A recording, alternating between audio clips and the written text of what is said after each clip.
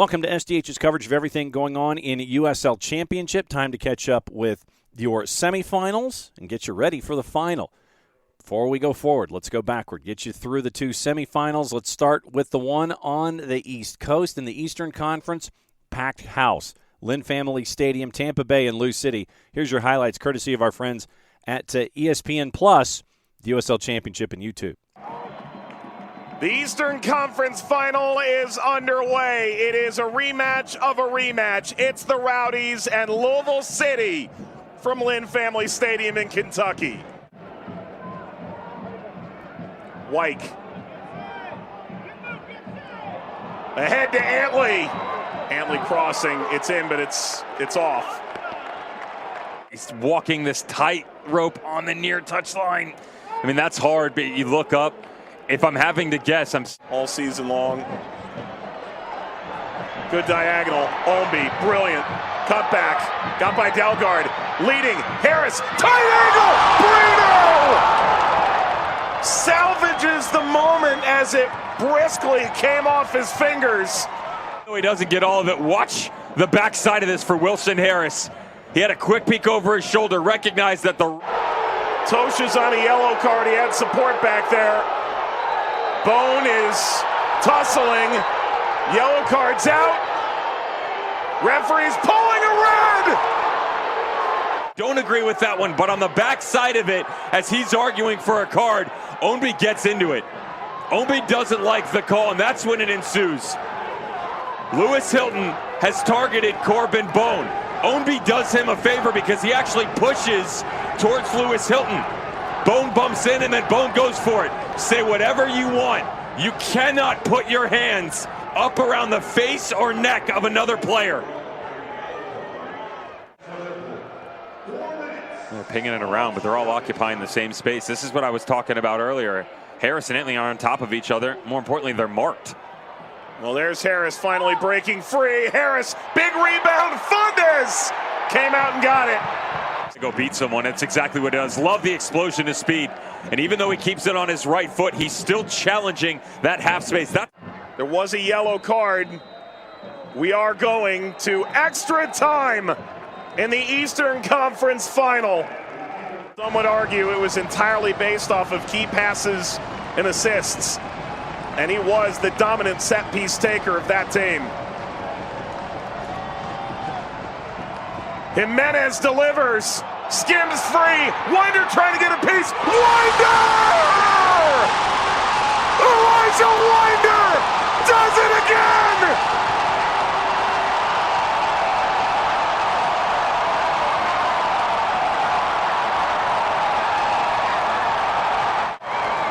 Said it would be the only bright spot you might get if you're Lou City.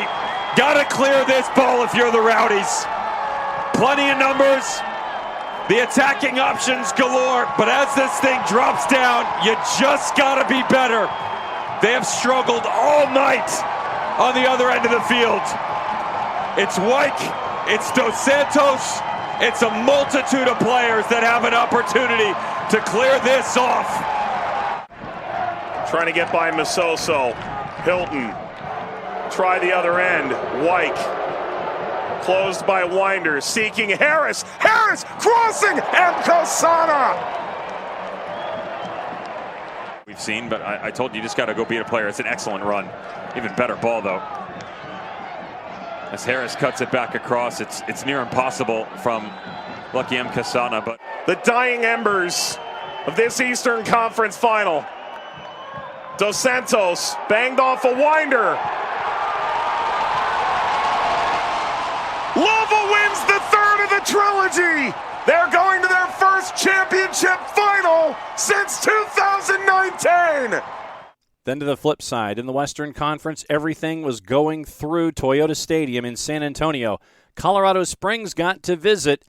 San Antonio FC would get the Duke. Here's how they did it against Colorado Springs Switchbacks, courtesy of our friends once again, ESPN Plus, the USL Championship and YouTube. And Farr is fired up, so is this sold-out crowd tonight at Toyota Field. Sam Adeniran has the ball at his feet. And for the first time in their history, San Antonio FC hosts the Western Conference Final.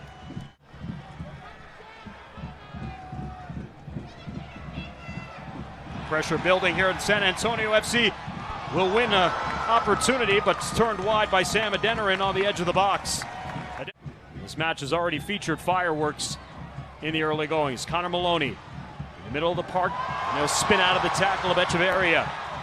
Carter Manley, edge of the box, trying to play it in, and it's defended out there by Tristan Hodge. And very different from what they've shown in the playoffs so far. Shannon Gomez slips past Maka King. Justin Dillon. Back to Gomez, edge of the box. Gomez cuts it to the inside, goes to ground, gets back up. Dillon towards that back post, and Hodge will make the clearance out.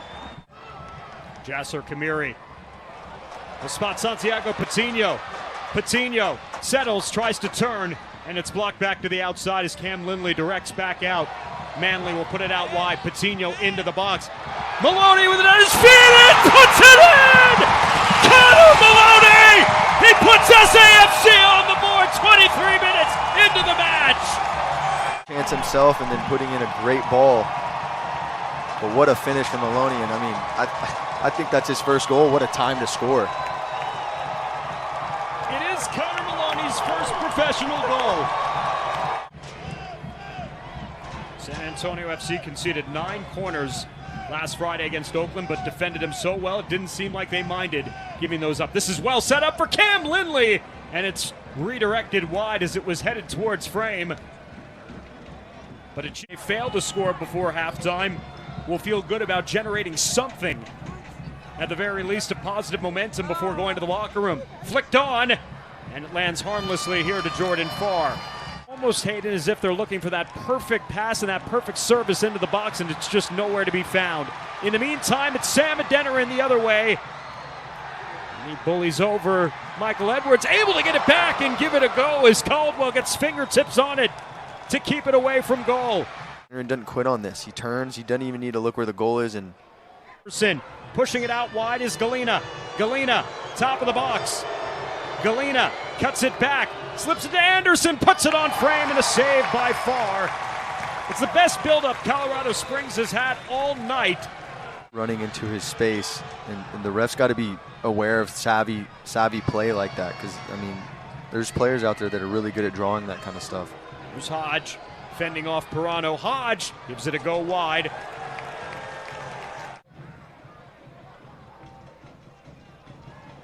Pirano. Good touch. Pirano with his left, and a great save by Caldwell, and he'll keep it in front of him. Amo. Lindley overlapping. Colorado Springs getting forward. Lindley to the back post. Farr punches it away. He's down. Foster picks it up, drives it into the box, through, and it'll cut out. And Colorado Springs arguing for a penalty.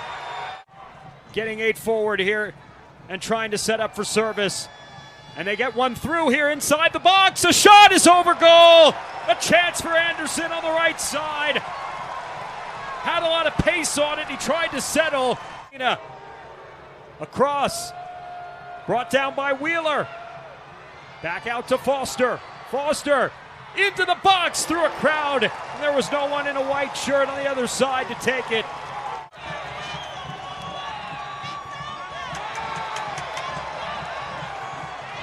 Pirano on the counter. Upfield, skips past the defender. Pirano, Patino.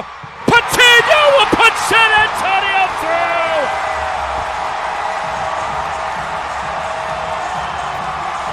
And the referee has to direct the on-field media off the field.